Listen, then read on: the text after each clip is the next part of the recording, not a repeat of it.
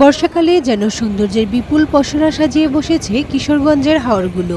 সেই সৌন্দর্যের টানে হাওর বেষ্টিত উপজেলা ইটনা, মিঠামইন, অষ্টগ্রাম ও নিকলিতে ছুটে যায় ভ্রমণ পিপাসু মানুষেরা। উপভোগ করছেন হাওরের বিস্তৃত জলরাশি।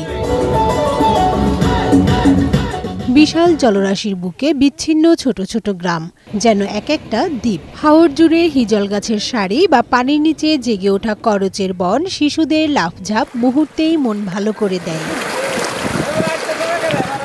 যান্ত্রিক জীবনের কোলাহল ছেড়ে নির্মল জল আর আকাশের মিতালি উপভোগে পর্যটকরা নিকলি হাওরে যাচ্ছেন পরিবার পরিজন নিয়ে। সারাদিন ঘুরে বেড়ানোর পাশাপাশি রাত কাটাচ্ছেন নৌকায়।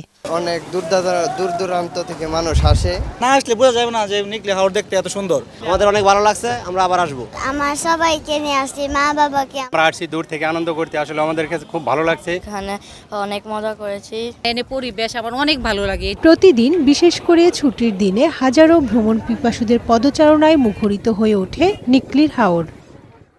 কানিজ নুসরাত, বৈশাখী সংবাদ।